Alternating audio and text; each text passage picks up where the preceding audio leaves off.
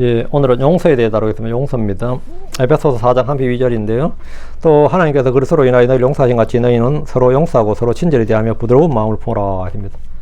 오늘 이 시간은 우리 용서에 대해 다루겠습니다. 용서의 교리입니다. 인간의 타락으로 말미암아 모든 사람이 죄인이 되었습니다. 창세기 3장에서 아담과 하와가 선악과를 먹은 그 순간부터 인류 전체가 죄의 저주 아래 놓이게 되었습니다. 에덴에서 뱀의 유혹에 넘어간 아담은 하나님의 명령을 어겼고 그 결과로 창세기 2장 17절에 이는 내가 그것을 먹는 그날에 너는 반드시 죽을 것이기 때문이라 이 말씀대로 심판을 받았습니다. 사도 바울은 로마서 5장 12절에서 그러므로 한 사람으로 인해 죄가 세상 속으로 들어왔고 죄로 인해 사망이 들어온 것 같이 또 그렇게 사망이 모든 사람이 왔으니 이는 모든 사람이 죄를 지었기 때문이라. 한 사람으로 인해 죄가 세상 속으로 들어왔고 할 때 한 사람, 이게 창세기 2장 17절에 말한 내가 그 너 아담입니다. 로마서 3장 3절에 이는 모든 사람이 죄를 지었으므로 하나님 영광에 이르지 못하더니라고 분명히 밝히고 있고 로마 6장 3절에서 이는 죄의 사건 사망이요 라고 말합니다. 죄는 사람을 하늘로 가는 길을 막는 유일한 것입니다. 하늘은 거룩한 곳이고 악한 것은 아무것도 그곳에 들어가지 못합니다. 따라서 하늘에 들어가는 핵심 의의는 뭐냐? 핵심 교리는 뭐냐? 용서입니다. 용서. 죄의 용서입니다. 만약 하나님께서 우리의 죄를 용서하신다면 아무것도 우리를 하늘로 들어가는 것을 막을 수가 없습니다. 죄인에게 용서는 삶에서 가장 중요한 문제가 됩니다. 구약에서 용서를 뜻하는 단어가 세 가지 뜻이 있습니다. 첫째가 덮다라는 뜻입니다. 속죄를 의미합니다. 레위기에서 속죄제 할 때 그 속죄제가 바로 이 단어를 사용하고 대제사장이 긍휼의 자리에 할 때 그 속죄소 위에 피를 뿌리는데 그게 바로 덮는 겁니다. 죄를 덮는 장면이고, 둘째는 들어올려 제거하다. 근데 죄를 짊어지고 멀리 옮기는 겁니다. 그래서 이사야 53장에서 메시아가 그리스도가 우리의 죄악을 짊어지시고 옮기는, 그게 바로 이 예언이 여기에 해당되는 단어고요. 셋째는 보내어버리다. 근데 이건 완전히 잘라서 끊어내어서 버린다는 것. 완전히 놓아보내는 완전한 용서를 말합니다. 예레미야 31장 34절에 내가 그들의 죄악을 용서하리라 할 때 여기가 바로 이 단어가 쓰입니다. 신약에서 용서는 그리스도의 희생과 순전한 은혜의 기초에서 죄인을 그의 죄들로부터 분리시키고 우리의 죄를 덮어버리고 보내어버리고 또 주님께서 우리 죄를 담당하신다, 짊어진다. 주 예수님 안에서 이 단어들이 다 그 속죄 사역에 다 포함되는 겁니다. 자, 용서의 주체를 보면 용서의 주체. 죄에 사면 용서는 오직 하나님만이 하실 수 있습니다. 간혹 사람들은 가해자와 피해자가 있으면 가해자가 사과와 배상을 통해 용서를 구하고 피해자가 가해자를 용서할 수 있는 주체라고 생각합니다. 그래서 피해자인 내가 용서하지 않았는데 신이 먼저 용서한다는 것이 말이 되느냐. 이 크리스천들 정말 웃긴 놈들이다. 내가 용서를 안 했는데 지가 하나님께 용서받았다고 그러고 난 용서받은 죄인이라고 그래버리면 뭐 어떡하자는 거냐, 뭐 이런 거 있죠. 그 용서의 주체가 하나님이 아니라 나다 이거예요. 피해자만 용서할 수 있다는 주장이죠. 그러면 이제 하나님 용서했다는 게 과연 합당한가 이제 물을 수 있습니다. 죄인의 죄를 용서할 수 있는 분은 하나님 한 분뿐입니다. 죄인이 하나님의 법을 어겼으므로 오직 하나님만이 그 죄를 용서하실 수 있습니다. 만약 누가 저의 지갑을 훔쳤다면 저는 그것에 대해서 그 사람을 용서할 수 있습니까? 할 수 있죠. 그러니까 누군가를 용서한다는 것은 내가 피해를 감수하고 그것을 문제 삼지 않는다 이 말입니다. 누가 나의 것을 훔치면 그것은 나에게 피해를 입히는 것이지만 그것은 그 사람과 나 둘만의 문제가 아닙니다. 그 사람이 내 지갑을 훔쳤어. 내 물건을 훔쳤어요. 내가 누구를 훔쳤다 싶시다. 우리 당사자만의 문제지 나머지는 다 3자다. 하나님도 제3자다. 우리 둘이 하는 문제에 하나님 왜 끼어드냐. 이 사람이 날 용서했다는데 하나님이 뭘 용서할 거 자식할 게 있느냐. 죄는 당사자와 나만의 문제, 가해자와 피해자, 당사자 둘만의 문제냐. 근데 죄란 것은 당사자 간의 문제가 아닙니다. 그것은 너는 도둑질하지 말지니라는 하나의 법을 어긴 것으로 그의 범법과 불법에 대해서 내가 용서할 수 있는 것이 없습니다. 내가 배상 안 받겠다 이 말은 말이 되지만 네가 도둑질한 도둑질을 용서하노라 이거는 내가 할 수 있는 영역이 아니라고요. 내 지갑을 훔쳤는데 내가 피해를 그냥 감수하지 그 돈 없어도 난 사니까 이거는 내가 할 수 있지만 그 사람이 도둑질한 걸 내가 용서해 줄 수 있느냐 하면 용서해 줄 수 있는 게 아니에요. 내가 피해는 내가 감당할 수 있어. 누가 우리 집에 불을 질러 버렸어. 내가 그래까짓 거 피해를 감당한다 이거. 피해를 내가 감당한다 해서 그 사람이 그 형법상 그 사람이 방화죄를 내가 용서해 줄 수 있느냐? 그건 내가 용서할 수 있는 권한도 없고 용서의 주체도 아니단 말이죠. 반대도 마찬가지죠. 그 사람 날 용서해 줬는데 내가 왜요? 그 사람 날 용서해 줬는데 국가가 왜? 경찰이 왜 덤벼드냐? 검찰이 왜 덤벼드냐? 경찰은 검찰이 그건 니들 당사자가 하는 문제가 아니라고. 국법을 어긴 거는 국가에 대한 죄이기 때문에 국가가 간섭을 하는 거고 하나님의 법을 어긴 건 너희 둘만의 문제가 아니라 하나님이 용서할 수 있고 안 할 수 있고 하나님의 문제다 이거예요. 그러니까 내가 아무리 용서했다 괜찮다고 해도 그는 국법을 어긴 것으로 형사처벌을 피할 수가 없는 겁니다. 하나님의 법을 어긴 것으로 이 땅에 어떤 사람도 용서할 수가 없습니다. 도둑질한 것은 도둑질하지 말라는 이제 절도죄는 국가형법이죠. 국가의 법을 어긴 거니까 국법에 관한 문제니까 내가 용서할 수 있는 게 아니에요. 그거는 판사 이 법에 따라서 판단을 무조건 받아야 되는 것이고, 도둑질하지 말지니라는 이 하나님의 법에도 어긋나니까 그것도 뭐죠? 하나님께서 어떤 나를 용서하든 말든 하는 하나님의 권한이다 이 말이죠. 오직 하나님만이 하나님의 법을 어긴 죄를 용서하실 수가 있는 겁니다. 이거 잘 이해해야 됩니다. 이거 정확히 이해해야 돼요. 누가복음 7장 49절에 이 사람이 누구이기에 죄들도 용서하는가 이렇게 질문하냐고 했어요. 사람들이 예수님이 내 죄들이 용서받았느니라 사면받았느니라 하니까 이 사람이 누구이기에 죄들도 용서하는가? 사람이 뭔데 지가 죄를 용서하냐 이 말이에요. 마가복음 2장 7절에 이 사람이 어찌 이같이 신성모독하는 말 하느냐? 오직 하나님 한 분 외에 누가 능히 죄들을 용서할 수 있느냐? 하나님 외에 누가 능히 죄를 용서할 수 있느냐? 근데 왜 예수란 이 사람이 자기가 죄를 용서한다 그러냐면, 주님이 내 죄들이 용서받았느니라 이 말은 내가 하나님이란 말을 선포하는 겁니다. 두 경우 모두 유대인들의 판단은 옳았습니다. 오직 하나님만이 죄를 용서하실 수 있기 때문입니다. 구약에서도 이 진리는 분명합니다. 다윗 왕이 밧세바와 가늠하고 우리아를 죽인 후에 예언자 나단이 책망하자 다윗은 즉시 사무엘하 12장 13절에 내가 주를 대적하여 죄를 지었노라 하십니다. 가늠이나 살인은 주를 대적하여 죄를 짓는 거예요. 주를 대적하여 지은 죄예요. 그거는 주를 대적하여 지은 죄죠. 내가 주를 대적하여 죄를 지었노라 맞는 말이죠. 주를 대적하여 죄를 지었노라 했습니다. 나단이 주께서도 당신의 죄를 치우셨으니 당신이 죽지 아니하리라 선언했습니다. 그러나 이는 결국 하나님께서 직접 다윗의 죄를 다윗을 용서하신 겁니다. 다윗은 사람에게 아니라 하나님께 직접 나갔습니다. 솔로몬 왕의 성전 기도를 보면 열왕기상 8장이죠. 그때 주께서는 하늘에서 들으시고 주의 백성 이스라엘의 죄를 용서하시며 이 말을 반복하는데, 이런 용서의 주체가 오직 하나님이기 때문입니다. 하나님의 법을 어겼을 때 사람의 용서를 구하러 가지 마십시오. 곧장 하나님께 가야 됩니다. 용서를 받기 위해서 사람의 중재자, 사제라든가 사람을 중재자로 이 중재자에게 가지 마십시오. 죄를 지은 바로 그분에게 곧장 가셔야 됩니다. 요한일서 1장 9절에 만일 우리가 우리의 죄를 자백하면 누구에게 자백하는 거예요? 우리의 죄를 자백하면 하나님께 자백하는 거죠. 사제들에게 자백하는 거 아닙니다. 우리가 우리의 죄를 자백하면 그분께서는 신실하시고 의로우사 우리의 죄들을 용서하시며 또 모든 불의에서 우리를 깨끗하게 하시느니라. 그분 곧 주 하나님, 거룩하신 분, 율법을 주신 분은 죄인들을 용서하시기를 원하십니다. 예수는 하나님이시며 동시에 하나님의 아들이시므로 죄를 용서하시도록 임명되셨습니다. 사도행전 5장 31절에 그분을 하나님께서 자신의 오른손으로 높이사 통치자요 구원자가 되게 하셨으니 이는 이스라엘에게 회개와 죄들의 용서를 주시기 위함이라. 회개와 죄들의 용서를 주시기 위함이라. 예수님께서 구원자와 통치자가 되신 것은 이스라엘에게 회개와 죄들의 용서를 주시기 위했다. 이건. 주 예수님 이스라엘에게 회개와 죄들의 용서를 주시기 위해서 이렇게 구원자와 통치자가 되셨다. 이렇게 말씀합니다. 용서의 통로는 예수 그리스도입니다. 사도행전 13장 38절에 그러므로 너희에게 알게 하노니 사람들아 형제들아 이 사람을 통해 이 사람이 누구죠? 예수죠. 예수 그리스도라고요. 이 사람을 통해 죄들의 용서가 너에게 선포되었다는 것이라. 이 사람을 통해 죄들의 용서가 이 사람 예수 그리스도입니다. 성경에서 말하는 이 사람, 한 사람, 그분 예수 그리스도예요. 이것은 죄의 짐을 지는 혼들에게 주어지는 구원의 놀라운 진리입니다. 누가복음 7장 48절에서 구주께서는 그 여인에게 친히 용서하셨는데 내 죄들이 용서되었느니라. 마가복음 2장 9절에서 예수님 중풍병자, 마비병 환자라죠. 우리는 개혁에서 이제 중풍병자를 했고 마비병 환자에게 친히 용서하셨습니다. 내 죄들이 용서되었느니라.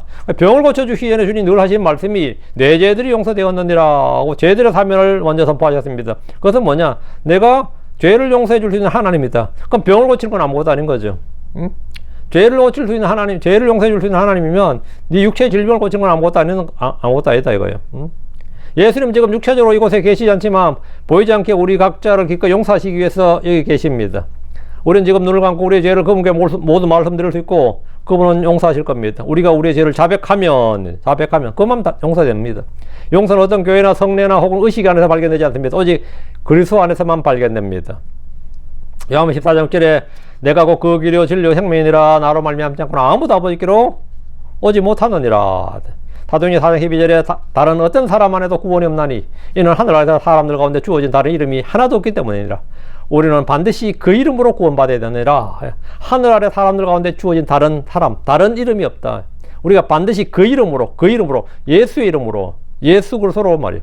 구원받아야 된다고. 세리사개오는 예수를 만나자마자 보소서 주여 내가 내 재물의 절반을 가난한 사람들에게 주며 또 만일 내가 거짓 고소하며 거짓 고소하여 어떤 사람에게서 무엇을 빼앗았으면 내가 그에게 4배로 갚겠나이다 라고 회개하면서 회개의 증거요 열매를 보여주었습니다. 예수님께서 그에게 말씀하셨습니다. 이날 구원이 이 집에 왔으니 이는 그도 아브라함의 아들인 까닭이로다. 이날 구원이 이 집에 왔으니 삭개오 집에 예수님 오셨는데 예수님 하신 말씀이 이날 구원이 이 집에 왔으니 그러세요. 그거는 구원자가 이 집에 왔으니 말입니다. 구원이 이 집에 왔으니 말은 구원자가 이 집에 왔으니 말. 오늘 이날 뭐 멸망이 이 집에 왔다 이 말은 멸망이 닥치다만 멸망자가 왔다 이 말입니다. 파멸이 왔다는 말은 파멸자가 왔다 이거예요. 사망이 왔다면 사망의 권능을 가진 자가 왔다 이 말이죠. 예. 그래서 구원이 이 집에 왔으니 구원자가 이 집에 왔으니 구원자가 이 집에 왔다. 구원은 구원자고 구원자는 예수 그리스도입니다. 십자가에 달린 강도도 주여 주께서 주의 왕국으로 들어오실 때 나를 기억해 주옵소서 라고 믿음으로 부르짖자 주님께서 누가복음 23장 43절 진실로 내가 내게 말하니 오늘 내가 나와 함께 낙원에 있으리라 합니다. 용서의 약속을 하셨던 겁니다. 이 모든 사건은 예수 그리스도가 용서의 유일한 통로 주체임을 보여주는 겁니다. 예수님이 용서하시는 분인 용서하시는 하나님이시다. 그분에 의해 그분을 통해 용서가 된다 이거예요. 용서의 기초는 뭐냐? 용서는 주님의 긍휼의 근거에 주어집니다. 시편 78편 38절에 그러나 그분은 동정심이 많으심으로 그들의 불법을 용서하시며 또 그들을 멸하지 아니하셨나이다. 참으로 그분은 여러 번 그분의 분노를 돌이키시며 그분의 모든 진노를 바라지 아니하셨나이다. 그분이 동정심이 많음으로 용서하셨다고. 그리고 멸하지 않으셨다. 이유가 뭐냐 그러니까 왜 죄인들을 멸하지 않으시냐? 죄인들은 단지 멸해야지. 불쌍하잖아 이게. 동정심이 많았다. 그게 뭐죠? 다른 말로 한자로 긍휼자비예요. 동정심이 많으심으로 불쌍히 여기심으로 말이에요. 참으로 그분은 여러 번 그분의 분노를 돌이키시며 분노를 할 줄 모르는 게 아니라 안 하는 게 아니라 분노를 돌이키신 거죠. 또 그분의 진노를 바라지 아니하셨나이다. 하나님은 출애굽기 34장 6절에서 그리고 주께서 그 앞을 지나가시며 선포하시기를 주 하나님은 자비롭고 은혜롭고 오래 참고 선함과 진리가 풍성함으로 수천 대의 긍휼을 베풀며 불법과 범법과 죄를 용서하되 불법과 범법과 죄를 용서하는데 앞에가 뭐냐? 긍휼을 베풀며 그 자신이 어떤 분인지 스스로 계시하신 거죠. 이게 주의 긍휼은 모든 용서의 근거가 되는 겁니다.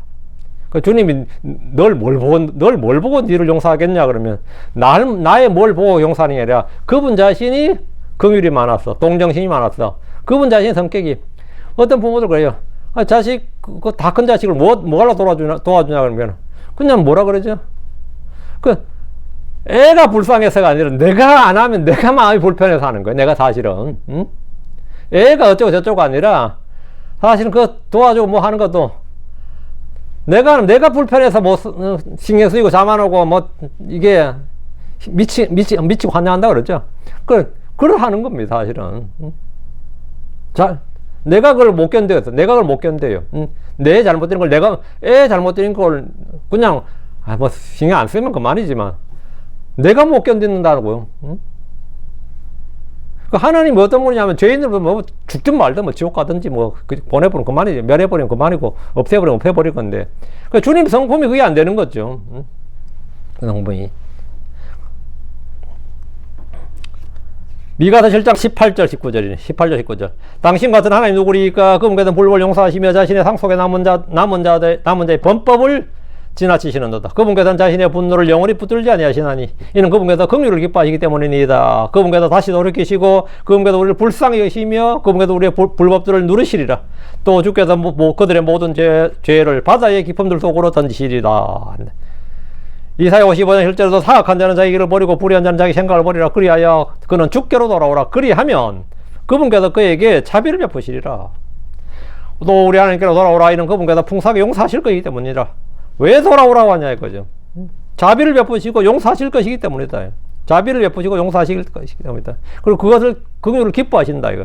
이사야 1장 18절에 이제 오라. 그리고 우리가 함께 변론하자. 주께서 말씀하시니라. 비록 너희 죄들이 주홍 같을지라도 그것들이 눈같이 게 될 것이요 비록 너희 죄들이 진홍같이 붉을지라도 그것들이 양털같이 되리라. 이것은 바로 하나님의 풍성한 약속을 드러내는 겁니다. 용서는 하나님의 공의의 근거에 의해서 주어집니다. 요한일서 1장 9절에 만일 우리가 우리의 죄를 자백하면 그분께서는 신실하시고 의로우사 우리의 죄를 용서하시며, 뭐 그분께서 신실하시고 의로우셔서 우리의 죄를 용서하신다. 신실하고 의로우시면 죄들을 벌하시려야 되는 거 아닙니까? 신실하시고 의로우사, 의라는 건 뭐죠? 공의, 정의라는 건 뭐냐? 형을 집행하는 게 공의예요. 지체된 형벌이 집행되지 않고 심판이 집행되지 않는 것은, 지체된 정의는 뭐 정의가 아니라 걸려나요. 심판이 집행되지 않으면 그건 뭐냐? 사실은 불법이라고. 그것도 사실 불법이라, 불법을 용인한 거라고. 근데 신실하고 의로우사 우리의 죄들을 벌하시며, 이게 정상이지, 문맥상. 근데 신실하시고 의로우사 우리의 죄들을 용서하시며 또 모든 불에서 우리를 깨끗하게 하시느라. 긍휼이 용서의 근거다 그러면 아멘이죠. 100% 아멘이죠. 그럼 뭐 당연히 이해가 되죠. 그분의 공의가, 그분의 의가 우리의 용서의 근거다 그러면 그건 좀 갸우뚱하죠. 그 심판의 근거다 그러면 그건 맞는 말이죠. 하나님은 죄를 용서하시면서 거룩하고 의로우신 분 남으실 수 있습니다. 왜 그러냐? 로마 3장 25, 26절에 그분을 하나님께서 그분의 피를 믿는 믿음을 통해 하여 물로 제시하셨으니 이것은 하나님께서 참으심을 통해 과거에 있던 죄들의 사면을 위하여 그분의 의를 선포하려 하시며, 내가 말하거냐 이때 그분의 의를 선포하사 그분이 의롭게 되며 또 예수를 믿는 자를 의롭게 만드는 이가 되려 하심이니라. 주님께서 그분의 피를 믿는 믿음을 화해 헌물로 제시하셔가지고, 이게 그분의 죄들의 사면을 통해서 의를 선포하신다. 내가 말할 이때 그분의 의를 선포하사 그분이 의롭게 된다. 그분의 의를 선포하신다. 그게 믿음의 의를 선포하는 거죠. 복음에 나타나는 계시된 의, 하나님의 예수 그리스도를 선포하셔서, 그분 하나님이 의롭게 되고 예수를 믿는 자를 의롭게 만드는 이가 되려 하심이니라. 하나님 예수 그리스도의 피를 믿는 믿음을 통해서 화해물로 제시하셨습니다. 그래서 의가 용서의 근거가 되는 거죠. 용서는 그래서 피의 기초에 주어집니다. 첫째가 피입니다. 그래서 피. 에베소서 1장 7절에 그분 안에서 우리가 그의 피를 통해 굳었고 죄들의 용서를 받았으니, 피라고 할 때는 그래서 화목제물 대신은 십자가의 사역을 뜻합니다. 십자가에서 그분은 우리의 영원한 구속을 위한 몸값이고 완전한 대가로 자신의 피를 흘리셨습니다. 하나님께서는 이렇게 정하셨어요. 죄를 짓는 혼 그거는 죽으리라. 이게 법이죠. 죄를 짓는 혼 그거는 죽으리라. 죄의 삭은 사망이니라. 이게 법이에요. 죄는 죽음을 가져왔고 사람이 죄를 지었으므로 그 결과는 죽어야, 그 결과로 그는 죽어야 됩니다. 창세기 2장 17절에 분명히 너는 내가 그것을 먹는 그날에 너는 반드시 죽을 것이기 때문이라. 이래서 돼. 하나님은 언제나 피를 요구하십니다.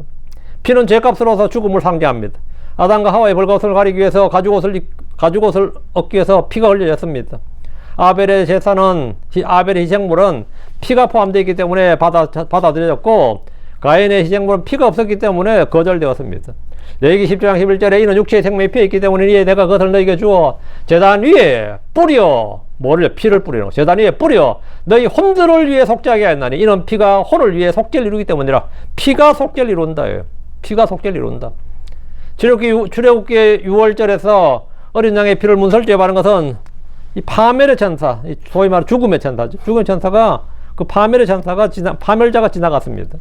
이 모든 것은 그의 피를 예표하는 겁니다. 히브리서 9장 22절에 그리고 율법에 의해 거의 모든 것들이 피로서 깨끗하게 되었나니 피 흘림 없이는 사면이 없느니라. 피 흘림 없이는 사면이 없다. 피가 근거다. 십자에서 주님이 It is finished. 끝마쳤도다. 우리 이제 주 성경에 다 이루어졌도다 이러면 아니에요. 끝마쳤도다. It is finished. 이제 끝났다. 끝이 났다. 이 사역은 끝났고 우리의 모든 것은 이제 다 이루어졌다. 이 주님의 외침은 용서와 화해의 기초가 완성되었다 이 말입니다. 넷째, 용서의 완성은 뭐냐? 모든 죄입니다. 모든 죄가 모든 죄. 예수님이 죄를 용서할 때 그분은 그 죄의 전부를 용서하십니다. 죄의 일부를 용서하시는 게 아니라 죄의 대부분을 용서하는 게 아니라 전부를 용서하십니다. 4분의 1도 절반도 1000분의 99.9%를 용서하시는 게 아닙니다. all, 전부를 용서하십니다. 누가복음 7장 41절에 그런즉 내가 내게 말하노니 그녀의 많은 죄를 용서받았느니라. 시편 103편 3절에 그분께서 내 모든 불법들을 용서하시며, 시편 32편 1절 2절에 그의 범법을 용서받고 그의 죄가 가려진 사람은 복이 있도다. 주께서 불법을 인정하지 아니하시고 그의 영안에 간사함이 없는 그 사람은 복이 있도다. 주께서 범죄, 범법, 죄악 모든 걸 다 용서하십니다.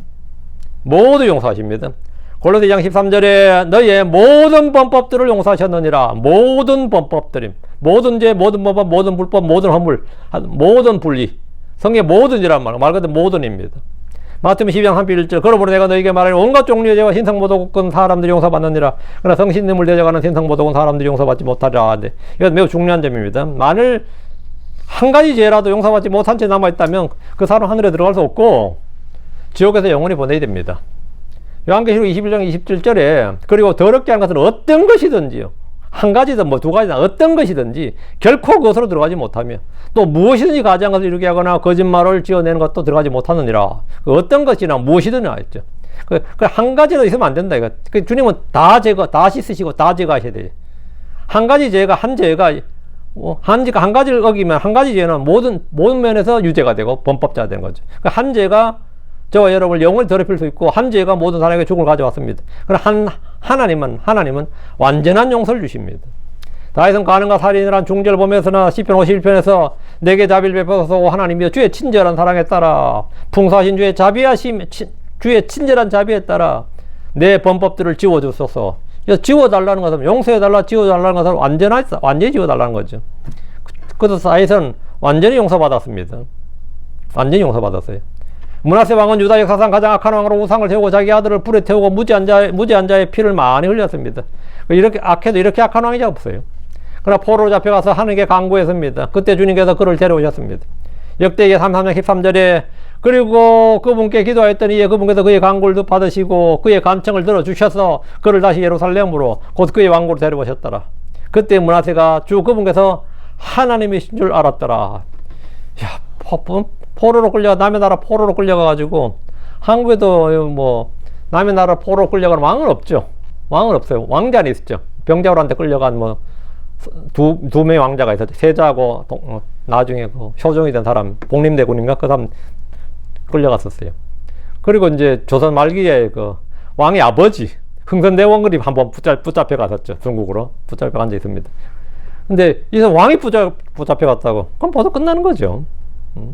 근데 왕이 다시 돌아와서 이 므낫세는 또 다시 왕이에요. 예루살렘 와가지고. 이거 완전히 뭐 이런 기적이 없지. 그때 므낫세가 주 그분께서 하나님이신 줄 알았더라. 자기 기도응답 체험하고 나서 주 그분께서 하나님이신 줄 알았다. 그럼 완전한 용서를 받았고 회복되었습니다. 사도 바울은 죄인들 중에 내가 우두머리니라고 스스로 부르며 그리스도 안에서 자신의 죄가 모두 사함받았음을 증언했습니다. 이처럼 하나님 용서는 모든 죄, 가장 큰 죄까지도 완전히 지워버리십니다. 자, 용서의 소유. 그럼 용서함을 언제 우리 받느냐?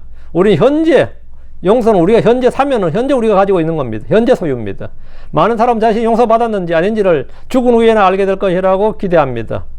복음은 지금 이 순간 소유하는 용서에 대한 기쁨 소식을 가져옵니다. 에베소서 1장 7절에 그분 안에서 우리가 그분의 피를 통해 곧 죄들의 용서를 받았으니 그분의 은혜의 풍성함에 따른 것이다. 용서를 받았다잖아요. 구속 곧 죄들의 용서를 받았으니 우리는 구속을 받았다고 죄들의 용서를 받았다 이거죠. 누가복음 7장 36절에서 50절에 여인은 즉시 용서를 받았습니다. 요한서 2장 12절에 내가 너희 곧 어린 자녀들에게 쓰노라 이는 너와 너희 죄들이 그분의 이름으로 인해 용서되었기 때문이니라.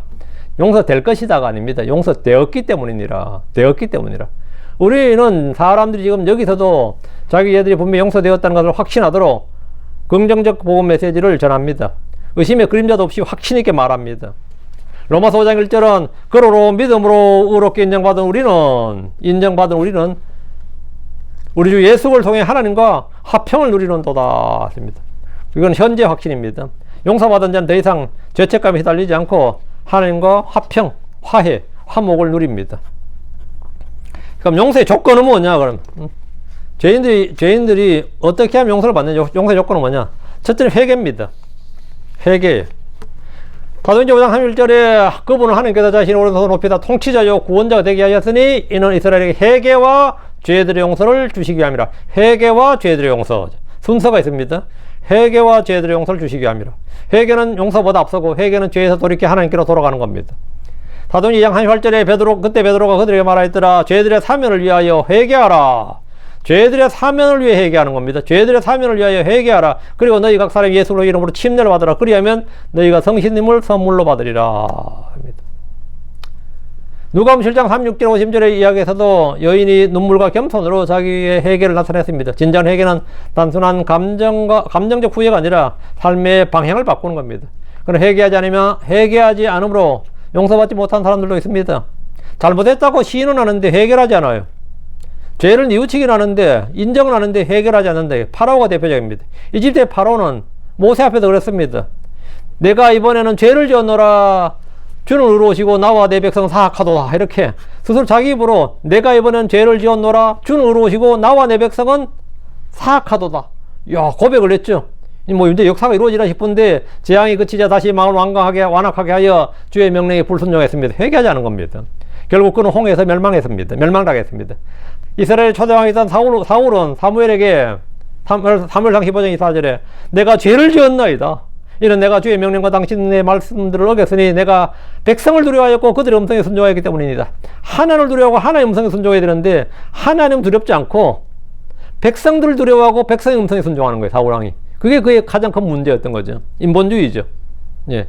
내가 주의 명령과 당신의 말씀을 어겼는데 왜 어겼느냐? 내가 백성을 두려워하였고 그들의 음성에 순종했기 때문에 어겼다는 거죠.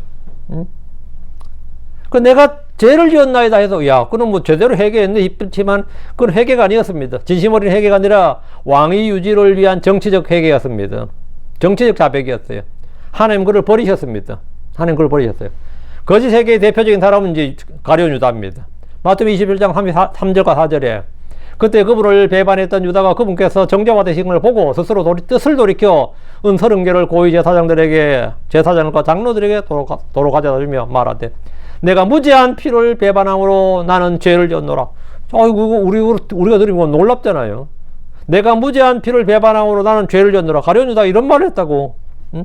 파라오도 했고 사울왕도 했고 가룟 유다도 했습니다. 그 회개했느냐 이거죠.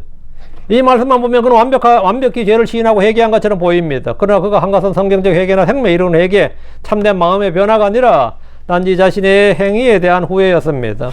그는 하나님께로 돌아가지 않고 자살로 생을 마감했습니다. 에서도 자신의 복을 잃어버린 뒤에야 눈물을 흘리며 구했지만 회개할 여지를 얻지 못했습니다. 눈물은 있었으나 진정한 회개가 없어서 용서받지 못한 겁니다.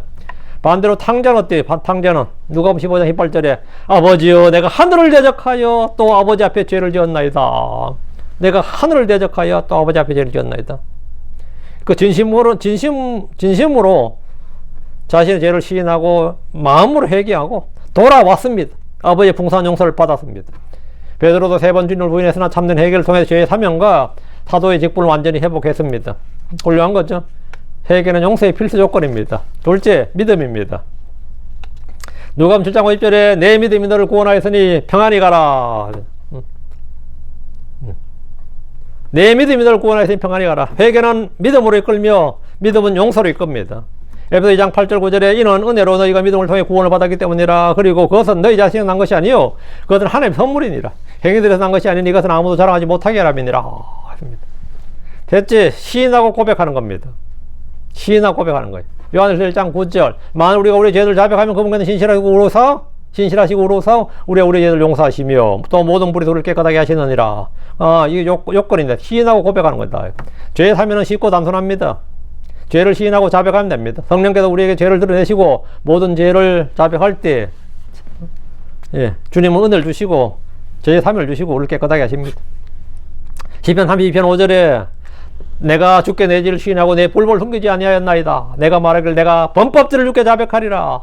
이에 주께서 내 죄의 불법을 용서하셨나이다. 셀라. 이렇게 했더니만 이에 주께서 내 죄의 불법들을 용서하셨나이다. 주께서 용서하셨다. 주께서 용서하셨다. 이것은 다윗의 경험이었고 우리도 그 경험을 할 수 있습니다. 다윗은 시편 51편에서 51편 6절에 보소서 주께서는 속부분에 있는 진실함을 원하시오며 또 주께서는 은밀한 부분에 있는 지혜를 내게 알게 하시리이다. 이렇게 철저하게 고백한 거죠. 다음 넷째, 다른 사람들 용서하는 겁니다.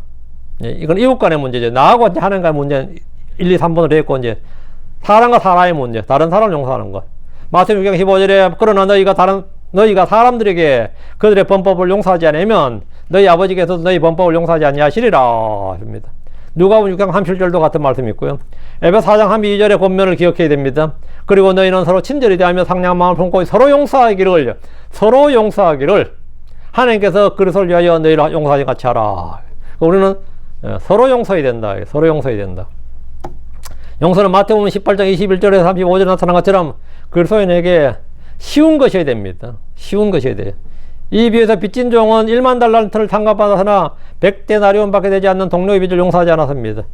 이건 100만 불 탕감받고, 1불 100센트. 달란트하고 데나리온은 단위가 다른 겁니다. 달러와 센트처럼 단위가 다른 거예요. 그 1만 달란트를 탕감받았는데, 그 1만 불 탕감받았다. 그러면 100만, 예를 들어 100만 불 탕감받았다. 1억 불 탕감받았다. 이 말이에요. 그 100데나리온 밖에 되지 않는 동료의 빚을 용서하지 않았습니다. 100데나리온 가서 100일치 일당이니까, 뭐 적은 돈은 아니지. 100일치니까, 그죠? 그렇지만, 100데나리온 밖에 되지 않는 동료의 빚을 용서받았는데, 주인은 노했어. 누가, 마태복음 18장 3절에, 그때 전에 그를 불렀던 그의 주인이 그에게 말했더라. 악한 종아, 내가 내게 애걸하기에 나는 내게 그 모든 빚을 용서해 주었노라. 내가 너를 불쌍히 여긴 것과 똑같이 너도 내 동료 종에게 동정심을 가져서야 하지 않겠느냐. 내가 너를 불쌍히 여긴 것과 똑같이 이게 그리스도께서 너를 용서하신 것 같이 이거가요. 그리스도께서 너희를 불쌍히 여기신 것 같이, 그리스도께서 너희를 긍휼히 여기신 것 같이, 그리스도께서 너희를 몸한 것 같이, 그리스도께서 몸한 것 같이 이거 그렇게 해야 된다고. 그리스도가 우리의 본이고 모델이고 따라야 할 자치죠. 본보기라고. 그래서 우리는 그리스도를 따르는 자들이니까. 내가 너를 불쌍히 여긴 것과 똑같이 너도 내 동료 종에게. 그러니까 우리가 형제를 어떻게 해야 되느냐면 그리스도께서 나에게 해준 것 같이 하면 된다 이거예요. 그리스도께서 나에게 해준 것 같이 하라고요. 내가 누구에게 이렇게 하면서 내가 예를 들어 뭐 동료에게 뭘 한다고 하면 동료를 이제 내가 한 것처럼 니도 니 동생한테 이렇게 해주라 이렇게 말하거든요. 근데 그렇게 안 해주고 뭐 나 모는 데서 막 이렇게 갈구고 뭐 꼬집고 그러면 어떻게 하겠어요? 아버지가 봤을 때 황당한 거지. 내가 누구 선을 받아 니도 다른 사람을 그렇게 도와주라는데 자기는 그렇게 은혜를 받아놓고 지는 그거 다 착복해버리고 말이죠. 남들한테는 더 듣고 하면 알면 황당하잖아요. 그러니까 주님께서 하는 말씀이 내가 너를 불쌍히 여긴 것 같이 똑같이 그것과 똑같이 너도 내 동료 종에게 동정심을 가져서야 하지 않겠느냐. 그러면서 그를 감옥에 가둬버렸습니다. 그렇게 안 했다고 감옥에 가둬버렸어요. 그 형제의 사랑을 하지 않는 것이 큰 죄라는 거죠. 율법이 크고 첫 번째 되는 계명, 두 번째 되는 계명이 형제 사랑, 이웃 사랑이란 말이죠. 그게 그리스도의 법이니까. 하나님 우리에게 내가 받은 용서만큼 이웃을 용서하라고 명령하신 겁니다. 요셉은 형제들에게 팔려서 애굽으로 끌려가서나 이집트로 끌려가서나 창세기 5장 50장 20절에 보면 그러나 당신들로 말하건대 당신들은 나를 대적하여 악을 행하려고 생각하였나이다. 그건 맞죠. 사실이죠. 팩트입니다. 그럼 하나님께서는 그것을 선이 되도록 의도하시고 우리 이루셔서 이날과 같이 많은 사람들을 구원하여 살게 하셨나이다. 그래서 용서하면서 형들 다 용서했어요. 그냥 진짜 마음으로 용서했습니다. 그리고 그들을 다 서포트했지. 죽을 때가 평안히 죽을 때까지 뭐. 그리고 가족을 다 구했습니다. 스데반은 돌에 맞아 죽으면서 사도행 7장 60절에 주여 이 죄를 그들의 책계로 돌리지 마옵소서. 그리고 그가 이것을 말하고 그가 잠들었더라. 그가 잠들었더라. 이걸 말하고 잠들었다고요. 이 죄를 그들의 책계로 돌리지 마옵소서. 이게 용서죠. 이것은 형제를 용서하자면 하나님의 용서도 받을 수 없다 이 말입니다. 다음 용서의 빈도. 우리는 얼마나 자주 용서해야 되는, 얼마나 자주 용서를 받을 수 있고 얼마나 자주 용서해야 되는가. 우리가 죄를 지을 때마다 그리고 우리의 죄를 자백할 때마다 예수로 입히는 우리를 용서할 준비가 되어 있습니다. 항상. 단 위에서 말한 조건들을 충족해야 됩니다. 회개는 그 죄를 버리고 하나님의 힘으로 다시는 반복하지 않겠다고 약속하는 것을 포함합니다. 그래서 하나님 언제든지 쉽게 용서해 주시니 우리가 계속 죄 가운데 죄 지어도 뭐 상관없어. 이번 주일에 나 교회 갈 거니까. 아니면 뭐 오늘 밤에 지금 죄를 지었는데 자기 전에 뭐 한번 기도하고 자지. 이렇게 하는 건 아니죠. 언제든지 주님께서 언제 용서해 주시니까 계속 죄 가운데 가면 은혜가 더하겠느냐. 그건 성경에서 이 질문은 사실 사람들이 누구나 할 수 있는데 로마서 6장 1절에서 이 질문이 있고 6장 2절에 답변이 있어요. 그 답변이 뭐냐면 God forbid. 하나님께서 금하시느니라. 이제 우리 계획부터 쭉 나오는 우리 성경에 결코 그럴 수 없느니라 이렇게 번역된 부분이에요. 근데 이게 킹제임스성이 God forbid. 하나님이 금지하시느니라. 하나님이 금하시느니라. 죄에게 죽은 우리가 그 가운데서 살리요. 그런 생각은 주님 앞에 가지한 겁니다. 우리가 우리에게 죄를 짓는 사람은 얼마나 자주 용서해 줘야 됩니까? 구원자 예수님께서 마태복음 18장 22절에 이 답이 이런 것만이 아니라 일곱 번이 아니라 70번씩 7번까지. 이렇게 말씀하셨죠. 70번씩 7번까지. 끊임없이 용서해야 된다고. 마태복음 18장 22절에 예수님께서 그게 말씀하시니라 나는 내게 7번까지가 아니라 70번씩 7번까지라고 말하노라. 70번씩 7번까지 말한다. 실제로 구약사에서도 그들이 안식년을 어긴 게 70번씩 7번이에요. 그래서 490년이라. 그래서 그 바빌론 포로기 한 70년인 겁니다. 그 주님이 70번씩 7번을 이제 용서하신 거죠. 70번씩 7번까지 용서하신 거예요. 하나님 용서는 사실 이 말은 그만 490번까지만 하고 딱이구나. 이제 491번째 이제 가는구나. 이제 우리 이렇게 생각하면 하나님의 그럼 하나님 징계가 없거나 심판이 없거나 그런 말이 안 되죠. 하나님 자녀들은 계속 징계가 있어요, 사실. 490번까지 가면 안 되고 한두 번 해도 징계가 가해져야 됩니다. 어쨌든 하나님 용서는 무한합니다. 우리는 매일의 작은 죄까지도 고백하며 그분은 은혜를 의지해야 됩니다. 하나님께서 성경에 보면 하나님께서 친히 자신의 손으로 기록하신 장면이 3가지가 나옵니다. 더 잘 아시죠? 십계명이죠, 첫째가. 십계명의 돌판을 주님께 주의 손가락으로 기록했다. 하나님의 손가락으로 기록했다 나옵니다. 율법은 사람을 위한 하나님의 행동 기준입니다. 주님 친히 기록한 거. 다음에 다니엘서 5장 27절에 왕이 저울에 메네 대결고 바로 시인하는 거 있죠. 주님이 직접 벽에다 주의 손가락 나타나다 기록한 거죠. 그거 뭐냐, 죄책이죠. 그의 죄를 지금 네가 왕을 저울에 달아보니까 부족하면서 드러났다. 이렇게 그의 죄를 딱 책망하는 거죠. 다음 3번째 신약에 나오죠. 요한복음 8장에 나옵니다. 주님께서 성전 바닥에다 손가락 뭘 기록하시는 겁니다. 근데 뭐가 기록했냐? 내용이 안 나옵니다. 그분이 무엇을 쓰셨는지 우리가 알 수는 없습니다. 그리고 죄의 사면을 선포하셨습니다. 가서 다시는 죄를 범하지 말라. 나도 널 용서하노니 너 가서 다시는 죄를 범하지 말라. 이렇게. 그리고 우리는 언제든지 주님 앞에 나와서 자신의 죄를 시인하고 자백하고 인정하고 그리고 회개하고 그리고 내가 그런 완전한 용서를 받았으면 나에 대해서 다른 사람들 또한 나에 대해서 다른 형제들 또한 용서하는 마음을 늘 가져야 됩니다. 주님께서 나도 너를 정죄하지 아니하노니 가서 더 이상 계획엔 다시는 가서 더 이상 죄를 짓지 말라. 너무 더 이상 이제 그 생활 청산하라 이 말입니다. 가서 더 이상 죄를 짓지 말라. 더 이상 이제 뭐 간음이니 음행인데 연루되지 말고 가서 더 이상 죄를 짓지 말라. 근데 이게 거꾸로 되어 보세요. 더 이상 죄를 짓지 말라. 그럼 나도 너를 정죄하지 않겠다. 이러면 행위구원이 되는 거죠. 완전 어수만 바꿔버리면 성경 교리가 정반대로 뒤집어지는 거죠. 용서는 나도 너를 정죄하지 아니하노니 가서 더 이상 죄를 짓지 말라. 이렇게. 하나님은 풍성한 용서를 주시며 우리도 그 용서를 본받아서 이웃을 용서하는 마음, 용서하는 삶을 살아야 됩니다. 참된 회개와 믿음과 고백은 그리스도 안에서 영원의 고백으로 그리스도 안에서 영원의 용서를 소유하십시오. 이건 이제 이럴 때 이제 할렐루야 하는 겁니다. 아멘. 주님께서 우리에게 용서인데 제가 이 죄를 자각하기 시작했다는 거 하나님께서. 그리고 그 죄에 대한 용서의 필요성을 참 느끼기 시작. 저는 그게 고3 때였어요. 어린 때는 아니지, 사실은. 그 죄의 용서의 필요성을 이게 그냥 어떤 사람과 니와 나 이 당사자 간의 문제 아니라 내가 하나님께 이게 지금 이 한국 사람들 그래요. 하나님을 몰라도 이게 하늘에 죄를 짓는 게 아닌가 이런 생각하죠. 그 하늘 그 개념이 있거든요. 중국 사람, 한국 사람 그게 있어요. 그것의 하늘이 이제 하나님인데, 예. 우리 하나님을 대적하여 죄를 짓는, 그러다 이게 천벌이 있다, 신벌이 있다 이런 생각을 하게 됩니다. 그거는 인간 본성에 새겨진 본성의 법이에요. 그러다 보니까 당연히 구원자를 찾게 되는 것이고 그때 복음을 딱 들어가지고 제가 예, 구원을 받은 거죠. 하나님께서 하나님 앞에서 우리가 죄의 용서를 받아야 된다. 근데 하나님께서 풍성히 용서해 주시는 분이시다. 용서에 풍성하시고 인색하지 않는 분이기 때문에 여러분이 예, 항상 주님 앞에서 예, 죄의 용서, 깨끗한 마음, 깨끗한 양심을 소유하시기 바랍니다. 기도합시다.